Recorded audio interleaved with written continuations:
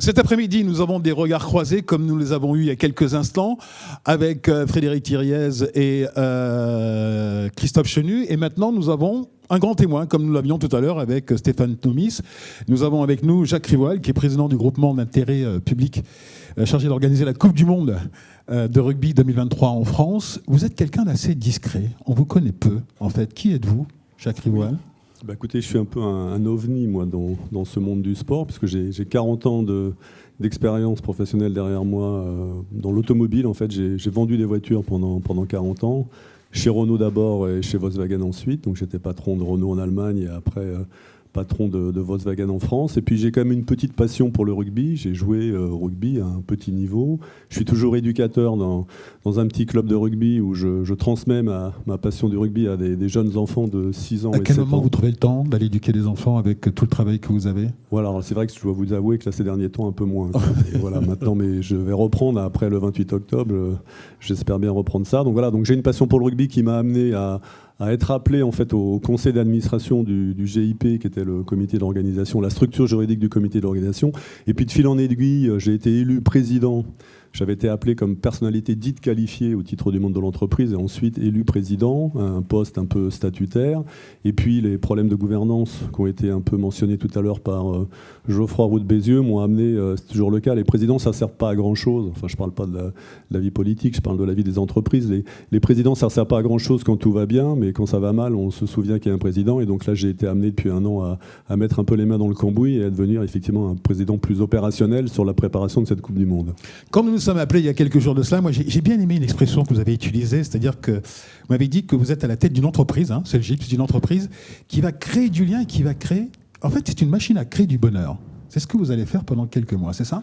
Oui, on essaye de réfléchir, comme toute entreprise, sur finalement notre raison d'être, notre mission. C'est quoi la mission de l'entreprise comité d'organisation de la Coupe du Monde de rugby. Et finalement, nous, on a un beau métier, on ne vend pas des voitures ou des cravates, on vend du bonheur, effectivement. Et on est là pour fabriquer des émotions sportives, parce que les grands événements sportifs, on a tous en tête des souvenirs très précis de moments, de gestes, de souvenirs, et qui sont des émotions collectives que seul le sport peut livrer. Et donc effectivement, on est une entreprise dont la mission est de fabriquer des émotions sportives.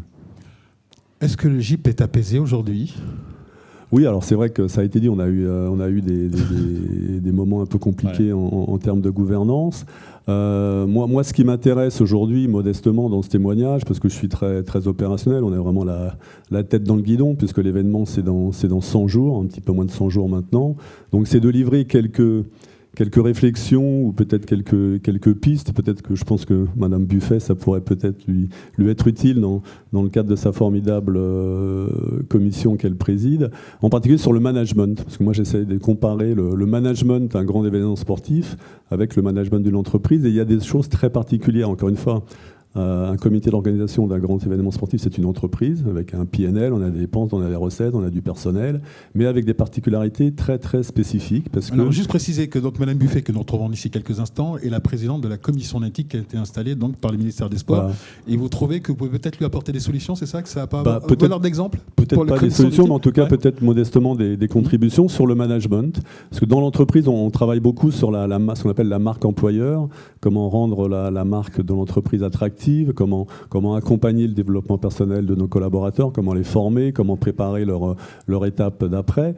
Dans le monde du grand événement sportif, ces sujets-là sont un peu du chinois pour nous, parce qu'on est sur un événement qui est temporaire, qui est éphémère. Un grand événement sportif, ça démarre sur une feuille blanche avec 2-3 personnes et ça va finir 6 ou 7 ans après avec une entreprise qui va faire travailler 17 000 personnes. C'est 800 millions de chiffre d'affaires. Et donc ces sujets-là de la marque employeur, ils ne sont pas prioritaires dans une entreprise comme la nôtre. Et donc au contraire, on peut avoir des dérives parce qu'il y a une pression par ailleurs très forte sur la livraison. Le 8 septembre 2023 à 21h15 exactement, la Coupe du Monde, elle démarre. Quoi qu'il arrive, on ne pourra pas décaler au 9 septembre ou au 8 septembre à 21h30, c'est 21h15. Donc ça met une pression sur la livraison qui peut parfois mettre à mal le respect du droit du travail, le respect des salariés, etc. Et c'est peut-être un peu ce qui a pu conduire à nos problèmes de gouvernance qu'on a traités. Et pour moi, finalement, en y réfléchir, la vraie solution et la bonne solution, c'est ce qu'on a fait depuis, c'est cette charte sociale. On a fait une très belle charte sociale qui reprend au fil rouge en fait les valeurs du rugby.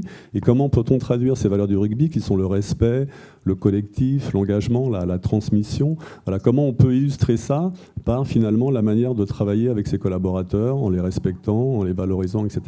Et donc sur le plan du management, je trouve que le parallèle entre le monde de l'entreprise et le monde de l'événement sportif est très intéressant. Je pense que l'événement sportif a beaucoup, effectivement, à apprendre du monde de l'entreprise sur ce plan-là.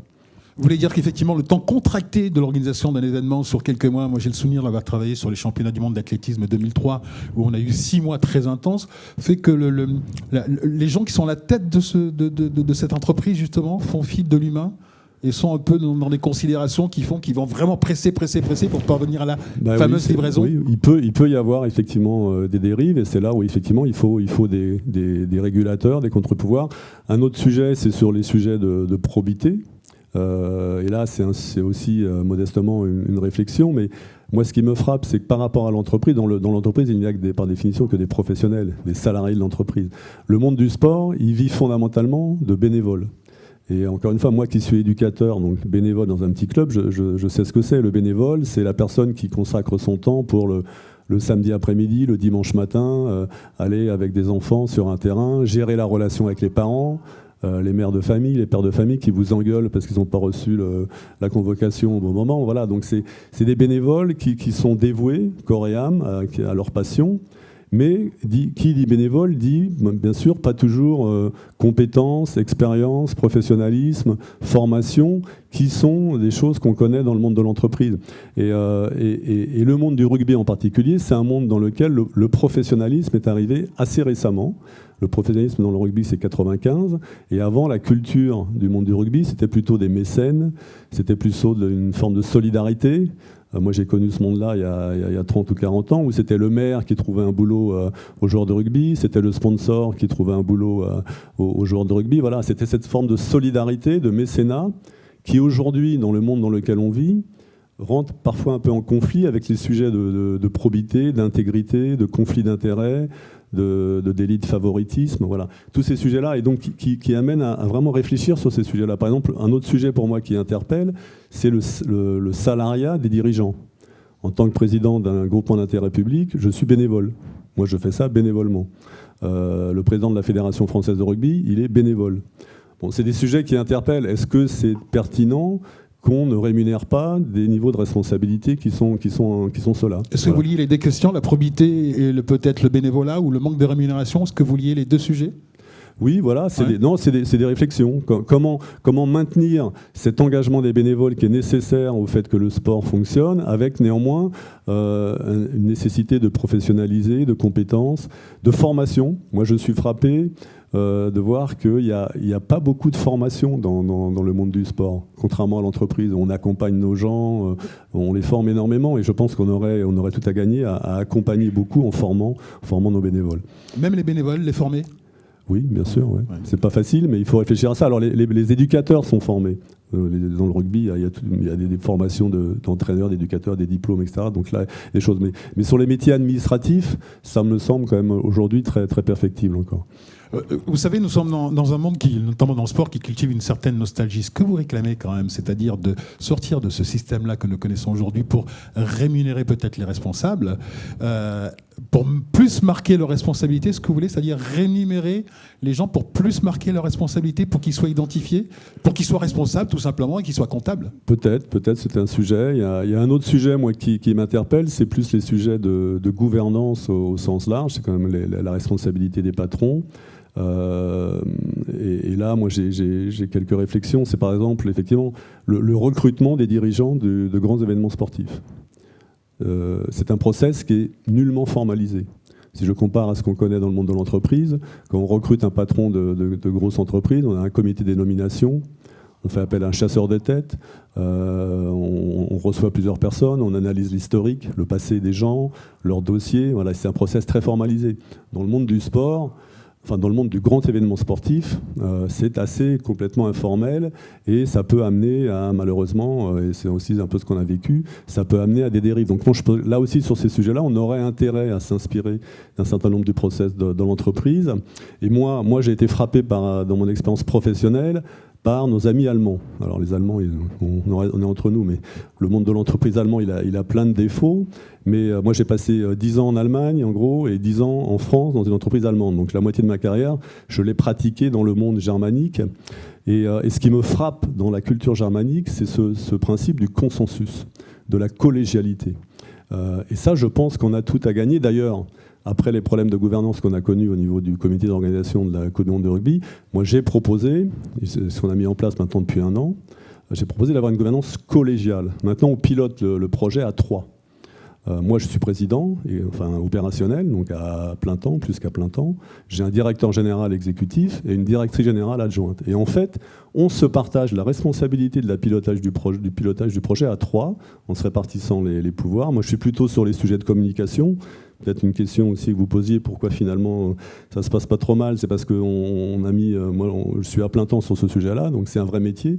Voilà, et donc je trouve que la collégialité me semble être une voie de progrès fondamentale, quoi, dans l'entreprise comme dans le monde du sport, parce que tout simplement on est plus intelligent à plusieurs, et que pour éviter les dérives, tant en management qu'en probité, je pense que quand vous êtes 3 à piloter quelque chose, automatiquement, s'il pouvait y avoir une dérive quelque part, vous avez 2 autres paires d'yeux qui sont là pour contrôler, et quelque part, c'est du basique, mais ça permet quand même d'être plus serein pour la gouvernance. Revenons au process de recrutement de dirigeants de grands événements sportifs. Ce que vous évoquez, moi je le connais, c'est-à-dire qu'il y a des process tout à fait classiques pour recruter ce genre de dirigeants, mais ce que vous reprochez peut-être, c'est le manque de transparence, des passe-droits parfois. C'est-à-dire qu'on passe au-dessus justement des process de recrutement. Oui, alors c'est aussi lié au fait que, mais c'est l'avis un grand événement sportif, ça démarre par un dossier de candidature où vous êtes plutôt en logique commando, quoi. En particulier dans le rugby, c'était le cas. Il y a un président de la Fédération française de rugby de l'époque qui a dit un jour « Je renverse la table, on va aller chercher la Coupe du Monde », alors que le dossier n'était pas du tout avancé. Et voilà, il a eu cet enthousiasme pour engager une équipe derrière lui, et ils sont allés chercher cette Coupe du Monde. Donc on était vraiment dans une logique commando, alors qu'on avait 3 ans de retard sur l'Afrique du Sud et l'Irlande, et ce commando a permis d'emporter la bagarre. Bon, voilà. Et donc naturellement, spontanément, c'est cette même équipe qui a ensuite pris la responsabilité du projet. Et moi, la question que je pose, c'est finalement, au-delà du process de transparence sur la sélection des gens, c'est aussi sur le choix des profils. Est-ce que les profils qui sont utiles pour remporter un dossier de candidature sont automatiquement les mêmes qui sont, quelques années après, les profils dont qu'il faut pour piloter un événement qui est d'une complexité? Moi, avec mes yeux, encore une fois, de chef d'entreprise, je trouve que piloter un grand événement sportif, c'est beaucoup plus complexe que piloter une entreprise, parce que les parties prenantes sont beaucoup plus nombreuses. Dans une entreprise, vous avez vos clients, vos actionnaires, en gros, je simplifie, hein, mais dans un grand événement sportif, vous avez 2 actionnaires principaux qui sont d'un côté l'État, de l'autre côté une fédération française de rugby. Donc vous imaginez le mode de fonctionnement, la culture, les process de décision qui sont quand même assez antinomiques. Vous avez au-dessus une fédération internationale, World Rugby, qui est propriétaire de l'événement, anglo-saxonne. Et puis après, vous avez toutes les parties prenantes que sont les sponsors, bon là c'est des chefs d'entreprise, et les collectivités territoriales. Et là, vous avez tous les profils de maires, de députés, de présidents de région, qui sont tous sur des logiques de fonctionnement très très particulières. Et donc la responsabilité du comité, c'est d'arriver à faire travailler tout ce monde-là ensemble pour que tout le monde avance dans le même sens. Donc ça demande, en termes de management, de pilotage, un niveau de sophistication. Enfin, on ne va pas jeter des fleurs à notre comité d'aujourd'hui, là, la gouvernance, mais qui sont assez complexes. Donc il faut moins d'endogamie. Comment ? Il faut moins d'endogamie. Oui, peut-être. Il faut en tout cas peut-être un peu de sang neuf, effectivement, dans ces organisations. Un peu de sang neuf. Qu'est-ce que vous voulez dire en conclusion ? Parce que vous êtes à la tête d'un superbe événement. Dans quelques semaines, on va se régaler, je l'espère en tout cas.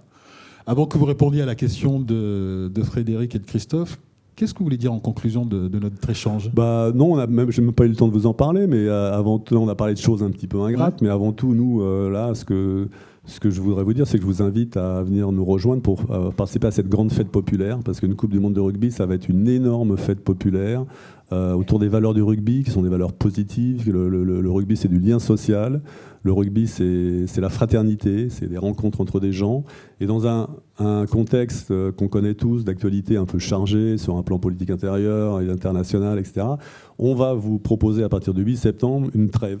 Voilà, une grande trêve où tout le monde va se retrouver, on va faire la fête pendant 2 mois, donc venez participer à ce bel événement. On en a besoin. Et on en a besoin. Alors maintenant, il faut que vous répondiez à la question de Christophe et Frédéric. Est-ce qu'on va gagner ? Et Frédéric a dit, il faut que absolument vous nous disiez oui. Est-ce qu'on va gagner ? Là, je vais vous faire une réponse tout à fait politiquement correcte. En tant que responsable du comité d'organisation, j'ai un devoir d'équité et de neutralité vis-à-vis des 20 équipes. Non, vous ne pouvez pas dire ça. Non, parce que si vous êtes un jour face à un jour de l'équipe de France, vous ne pouvez pas dire ça, c'est pas possible. J'ajouterais que néanmoins, en tant que citoyen français, ancien joueur de rugby et toujours éducateur, j'ai une petite faiblesse pour une petite équipe, mais encore une fois, cela, je ne peux pas le citer. Ah oui, c'est un coq, je crois, qu'il a sur le cœur. Peut-être, cette formation, je crois qu'elle a un coq sur le cœur. D'ici quelques instants, nous allons recevoir Marie-Georges Buffet, donc ancienne ministre des Sports, et Dominique Carlac, qui est vice-présidente du MEDEF.